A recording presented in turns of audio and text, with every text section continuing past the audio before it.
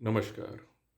अभी हाल ही में कुछ आंकड़े आए हैं जो ये बताते हैं कि अ, भारत में जो असमानता है, जो इनइक्वालिटी है, वह पहले के मुकाबले बढ़ गई है। यह आंकड़ा बताता है कि जहां पहले देश की कुल संपत्ति का 30% शीर्ष के 1% लोगों के पास था, 30% of the countries resources were with top 1% of the population, वह आज 40% हो गया। देश के 40% संसाधन देश के 1% लोगों तक सीमित हैं, 1% लोगों के पास है। कहने का अर्थ यह है कि जो 99% लोग हैं उनके पास 60% रिसोर्सेज हैं देश के, या पूंजी है।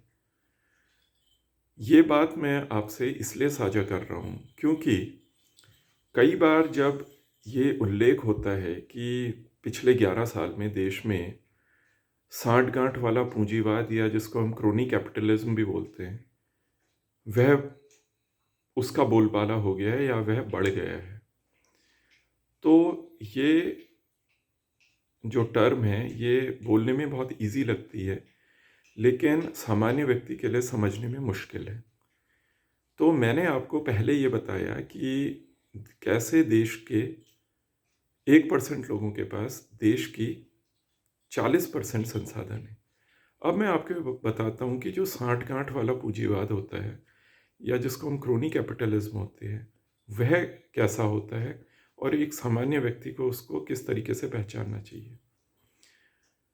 सांठ-गांठ वाला पूंजीवाद वहाँ होता है जहाँ आपको ये तो बताया जाता है कि जो भी नया कोई अ, सरकार की नीति आई है और जो कुछ भी देश में हो रहा है, वह लोगों के हित के लिए हो रहा है। लेकिन अगर उसको हम उसके यथार्थ में जाएं, उसकी रियलिटी में जाएं, तो ये आप ये पाएंगे कि लोगों को उसमें कुछ फ़ायदा नहीं होता।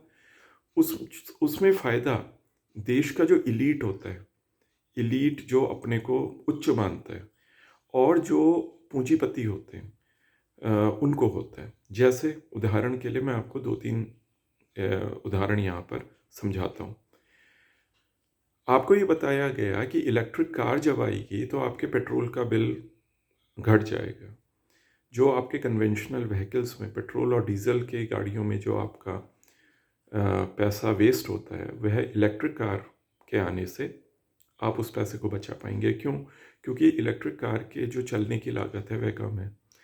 अब आप ये देखिए कि आज के समय में क्या हो रहा है। आज के समय में ये हो रहा है कि सरकार ये सोच रही है कि जो इलेक्ट्रिक कार्स को या इलेक्ट्रिक व्हीकल्स को चार्ज करने के लिए जो आप बिजली यूज़ करेंगे, उसकी दरें जो एक उपभोक्ता सामान्य अपनी बिजली यूज़ करता है उससे अधिक होंगे।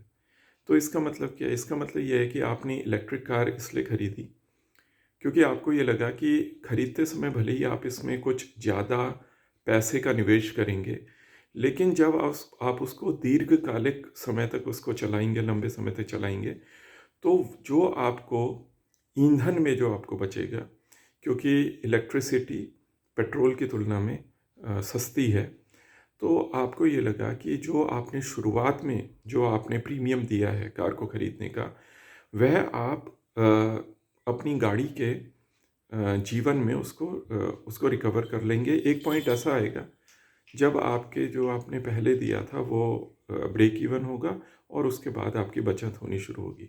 लेकिन अब क्या हो रहा है? मध्य प्रदेश सरकार ने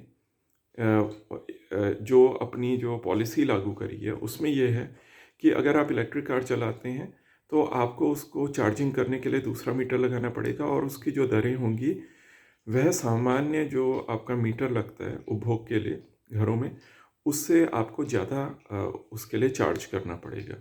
तो जो आप ये सोच रहे थे कि आपकी बचत होगी, वह नहीं होगी। और अब उत्तर प्रदेश भी इस पॉलिसी को इम्प्लीमेंट करना चाह रहा है। इसके अतिरिक्त एक दूसरा उदाहरण देखते हैं। आपको जब भारत सरकार ने रूस से तेल खरीदा, तो उन्होंने आपको क्या कहा? उन्होंने आपको कहा कि जब हम रूस से अपने रुपये में तेल खरीदेंगे तो वह देश को सस्ता पड़ेगा।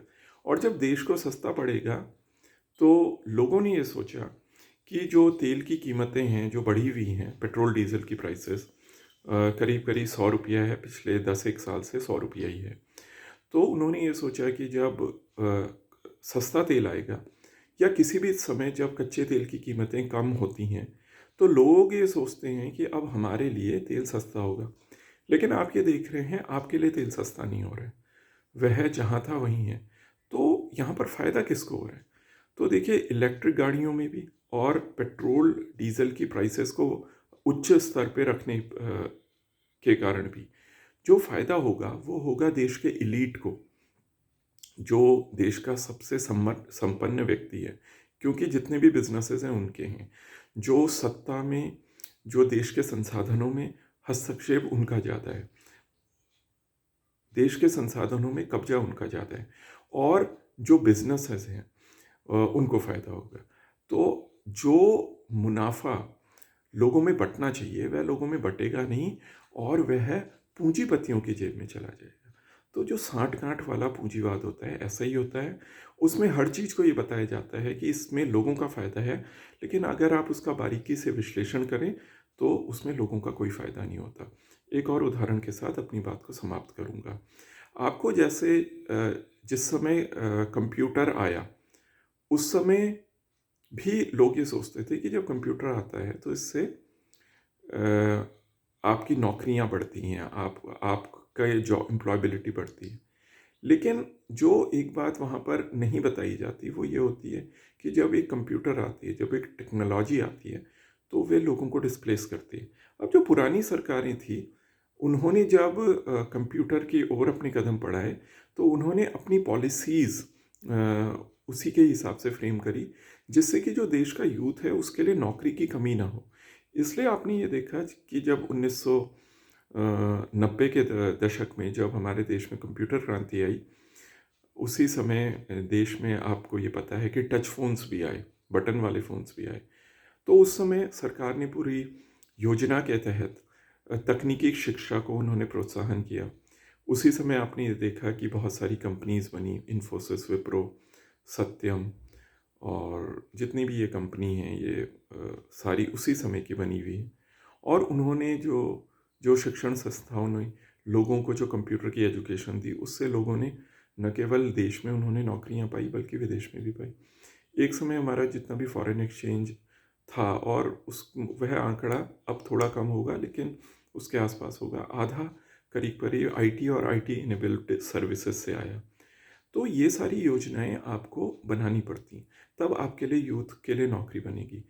तो संक्षिप्त में कहें तो मैंने आज आपको बताया कि अगर आपको किसी देश में क्रोनी कैपिटलिज्म या साठ-गांठ वाली सरकार, साठ-गांठ वाले पूंजीवाद को पहचानना है तो उसका सीधा तरीका यह है कि आप ये देखें कि लोगों के लिए जो लाभ बोला जा रहा है वह लोगों तक पहुंच रहा है कि नहीं पहुंच रहा, या फिर सरकार की योजनाओं के तहत वह लाभ पूंजीपति की जेबों तक पहुंचा दिया जा रहा है।